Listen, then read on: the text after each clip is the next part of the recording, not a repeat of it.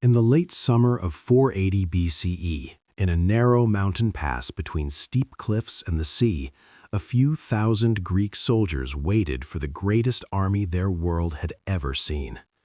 The place was called Thermopylae, the Hot Gates, named for the sulfurous hot springs that steamed beside the road. On one side of the path, the rocky mountain walls rose sharply. On the other, the shoreline dropped toward the narrow water that separated mainland Greece from the island of Euboea. Here, the pass narrowed to just a few dozen meters wide, a natural choke point. Into this narrow corridor marched an army that ancient writers claimed numbered in the hundreds of thousands, even over 1 million, the invading forces of the Persian Empire, led by King Xerxes I. While those numbers are almost certainly exaggerated, there is no doubt that Xerxes brought an enormous force, tens of thousands at least, of infantry, cavalry, archers, and engineers, drawn from dozens of different peoples across his empire. His goal was clear: to conquer Greece and punish those city-states that had defied his father, Darius. 10 years earlier, in 490 BCE, the first Persian invasion of mainland Greece had ended unexpectedly at the Battle of Marathon. There, a smaller force of Athenian and Plataean hoplites had defeated a larger Persian army on open ground. King Darius had sworn revenge, but he died before he could launch a second campaign. That responsibility passed to his son, Xerxes. Xerxes, determined to succeed where his father had failed, spent years gathering troops and supplies from across his vast empire. Bridges of boats were built across the Hellespont, roads were prepared, food depots were set up along the invasion route. By 480 BCE, a massive Persian army and navy were ready to pour into Greece from the north. The Greeks knew they could not defeat such a force in open country, so they met at a council in Corinth to decide how to resist. Representatives from many city-states, Athens, Sparta, Corinth, and others, debated fiercely. They formed a fragile alliance, agreeing to fight together against the invasion. Strategists looked at the map. If they could block the Persian advance at narrow places, the size of Xerxes' army would count for less. On land, one such choke point was Thermopylae. At sea, nearby, the Straits of Artemisium could serve a similar purpose for the Greek fleet. If they could hold both locations at once, they might stall the Persian advance and prevent the enemy army and navy from easily supporting each other. Sparta, the most feared land power in Greece, took responsibility for leading the defense at Thermopylae. But there was a problem. A major religious festival, the Carnea, was underway, during which Spartans were normally forbidden to send the full army far from home. In this dilemma, Sparta chose a compromise. King Leonidas, one of Sparta's 2 kings, was allowed to march out with his personal royal guard of 300 hand-picked Spartan warriors. Each was required to have a living son so that his family line would not die out if he fell in battle. Along the way, other Greek city-states would be encouraged to add their own soldiers to this corps. Before they left Sparta, the chosen men said goodbye to their families. Ancient writers describe Spartan women telling their sons and husbands, "Come back with your shield or on it, return victorious or die bravely and be carried home." Whether those exact words were spoken or not, the spirit behind them was real. The Spartans were raised from childhood to treat death in battle as an honorable end. As Leonidas marched north, contingents from other Greek polis joined him: Thespians, Thebans, Phocians, and others. By the time they reached Thermopylae, the total Greek force was probably several thousand strong, though the exact number is debated. The famous 300 Spartans were at the core of a larger allied army. When they arrived at Thermopylae, the Greeks examined the ground. The pass had been fortified before. A low stone wall, sometimes called the Phocian Wall, stretched across part of the narrowest section. The Greeks repaired and strengthened this wall, using rocks and timber to create a stronger barrier. Behind and around it, they positioned themselves in close-packed ranks. Leonidas understood that as long as the Persian army could only approach through this narrow gap, their enormous numbers would be forced into a tight front where his heavily armed hoplites could fight them on more equal terms. To one side of the road, hot springs bubbled and smoked. To the other, the waves lapped against the shore. It was here, between mountain and sea, that the Greeks chose to stand. Greek scouts watched from the hills as the dust of the Persian army came closer, long columns of men snaking along the coastal road, banners and standards fluttering. Then finally, the vanguard appeared in front of the pass, and reports were carried back to Xerxes. A small Greek force was blocking the way. Xerxes set up his royal camp on higher ground, his luxurious tent and golden throne surrounded by an ocean of simpler tents for his soldiers. When he saw the Greek position, a handful of city-states defying his massive army, he reportedly expected them to flee when they realized just how many Persians they faced. Instead, the Greeks stayed. At one point, a Persian scout observed Spartans calmly combing and braiding their long hair before battle, as was their custom. To the Persians, this seemed like strange, almost careless behavior on the eve of conflict. To the Spartans, it was a ritual of discipline, an outward sign that they were unafraid of what was coming. Xerxes first tried the easier path, diplomacy backed by threat. He sent a herald to demand that the Greeks lay down their weapons and submit. Leonidas's reply is one of the most famous lines in ancient history, molon labe. If Xerxes wanted Greek weapons, he would have to fight for them. With words failing, Xerxes turned to force. On the first day of battle, he ordered waves of infantry forward into the pass. Drums beat, officers shouted commands, and Persian soldiers surged toward the narrow Greek line. But as they entered the tightest part of the pass, their numbers became a burden.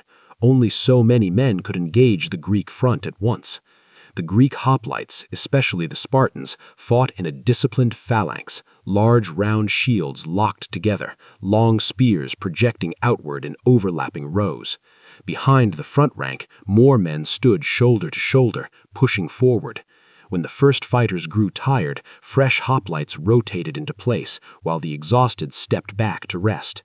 Persian soldiers with lighter armor and wicker shields could not make their numbers count in such a confined space. They were brave and skilled, but as they charged into the hot gates, they ran into an unbroken wall of bronze and wood. Spears stabbed through openings, and the pressure of Greek shields forced them backward. Herodotus, our main ancient source, describes the Persians suffering heavy casualties in their attempts to break the Greek line. The ground in front of the Phocian wall became choked with bodies. Later waves of attackers had to climb over their fallen comrades to reach the front, making their task even harder. From his observation point, Xerxes watched as attack after attack failed. He had expected a quick victory. Instead, by the end of the first day, the Greeks still held Thermopylae. His army had paid a pricey price for no real gain. That night, both sides camped not far from each other. In the Greek position, hoplites rested in their armor, ate simple rations, and prepared to do it all again. In the Persian camp, frustration and disbelief spread. How could a few thousand men hold back the King of Kings? On the second day, Xerxes sent in his elite troops, the Immortals, so called because their number was always kept to 10,000, with each fallen warrior immediately replaced. These men wore better armor and carried sturdy spears and bows. If any unit could break the Greeks, Xerxes believed it would be them. The Immortals marched into the pass expecting to sweep aside the defenders. Instead, they ran into the same wall of shields and spears. The Spartans and their allies used the terrain to its full advantage, sometimes pretending to fall back, then suddenly surging forward again in a coordinated counterattack. In the crush of the narrow pass, the Immortals' quality could not fully overcome the Greek formation and armor. Once again, by day's end, the Greeks still held Thermopylae. Persian losses continued to mount. Xerxes was said to be furious, tearing at his robes in anger. But while the front held, elsewhere a new danger was emerging. In the hills above Thermopylae, there was a narrow mountain path that could be used to go around the main pass. Local Greeks knew it. The Phocians had been set to guard it. But Xerxes did not know its exact route until a man named Ephialtes came to him. Ephialtes, a local from the region, is remembered in Greek tradition as the traitor. He went to Xerxes and revealed the existence and course of the hidden path, offering to guide a Persian detachment around the pass and into the rear of the Greek position. In exchange, he hoped for a reward from the king. That night, under cover of darkness, a force led by the Immortals and other Persian troops began to climb the mountain path, guided by Ephialtes. Torches were kept low or shielded. Footsteps echoed quietly on rock and dirt. Far above, the Phocian guards posted to watch the path were taken by surprise. Some sources say they were driven back or fled to higher ground. Others describe confusion and miscommunication. In any case, the Persians pushed past them and continued down the far side of the path. As dawn approached on the third day, Greek scouts brought Leonidas the grim news. A large Persian force was about to appear behind them. The defenders at Thermopylae would soon be trapped between two enemy groups, front and rear. Leonidas realized that the position could no longer be held. The pass had served its purpose for 2 days, killing many Persians and delaying the advance, but now to remain with the entire army would mean destruction without further strategic benefit. According to Herodotus, Leonidas called a council of the Greek commanders. They debated what to do. In the end, most of the allies were ordered or allowed to withdraw before the trap closed completely. Some Thebans may have been forced to stay by Leonidas as a way to test their loyalty. The men of Thespiae, on the other hand, chose to remain voluntarily, knowing they would almost certainly die. Leonidas's own Spartans, of course, stayed. Retreat in such a situation was not in keeping with their training or laws. They would fight to the end. With only a few thousand men left, the 300 Spartans, several hundred Thespians, some Thebans, and perhaps a few others, Leonidas prepared for the final stand. The Greeks fell back from the outer wall to a tighter position, perhaps at the narrowest point near the hot springs. There they could force the Persians into an even smaller frontage. When the next Persian assault came from the front, the Greeks met it as they had the previous ones, shields locked, spears leveled, using every bit of discipline and skill remaining to them. But now, as the battle wore on, another cloud of dust appeared behind them.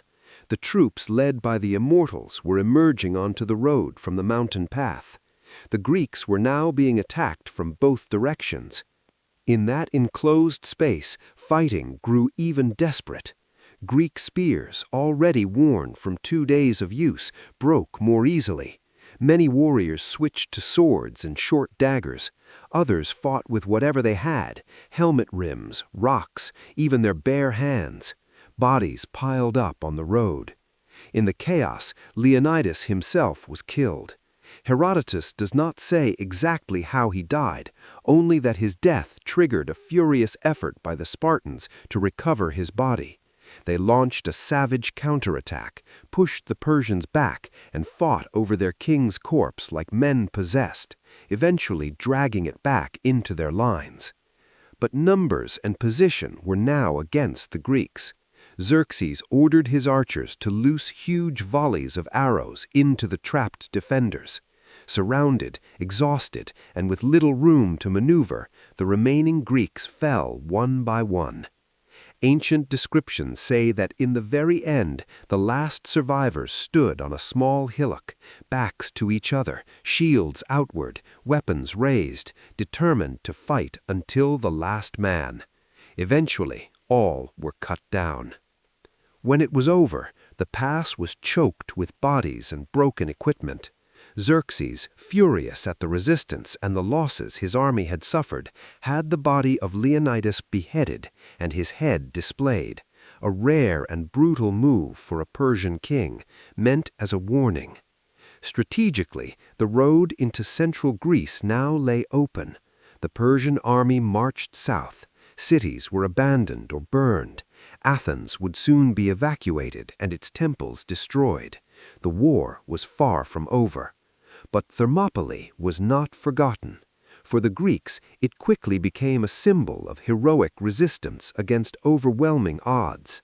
At the site, they later erected a stone with a brief, powerful inscription, traditionally attributed to the poet Simonides. "Go tell the Spartans, stranger passing by, that here, obedient to their laws, we lie." It captured the essence of the Spartan ideal, obedience to law and duty, even unto death.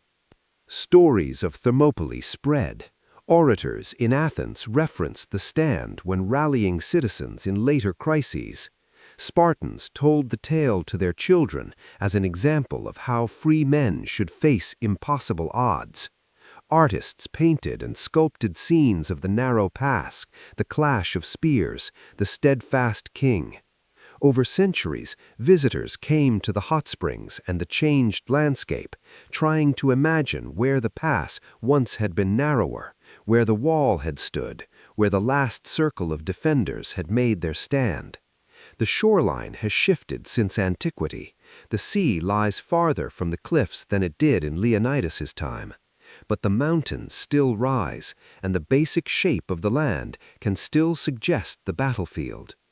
Modern archaeologists, historians, and engineers have studied the area, comparing the terrain with ancient descriptions, using maps, GPS, and geological analysis to reconstruct the likely positions. Museums display weapons and artifacts from the Persian Wars, spearheads, arrowheads, armor fragments that help bring the era to life, even when specific finds cannot be tied with certainty to Thermopylae itself. Today, a modern road cuts through the area where the ancient pass once ran. Nearby stands a modern statue of Leonidas, spear and shield raised, looking towards the mountains. Ceremonies are held there from time to time to honor the memory of those who fell. Thermopylae was not a victory in the narrow military sense. The Greeks lost the pass. Leonidas and his men died. Xerxes' army pushed on, burning and looting. But the stand at Thermopylae brought precious time for the Greek city-states to prepare, and it sent a message to both sides. To the Persians, it showed that Greek resistance would be fierce, and that even a small, united force could inflict heavy casualties under the right conditions. To the Greeks, it became proof that courage, discipline, and loyalty could hold back even the largest armies, at least for a while. Soon after, the Greek navy would fight the Persians to a standstill at Artemisium, then win a decisive victory at Salamis. The following year, at Plataea and Mycale, Persian land and sea forces would suffer crushing defeats. The invasion would end in failure. Greece would remain unconquered.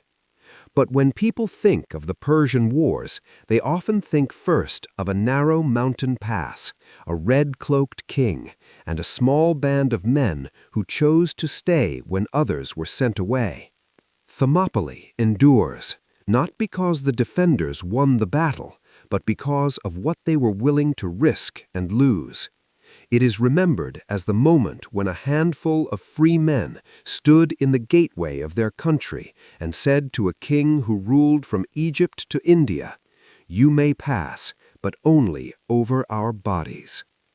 That is why more than 2,000 years later, the name of Thermopylae still echoes when people speak of last stands, sacrifice, and the price of freedom.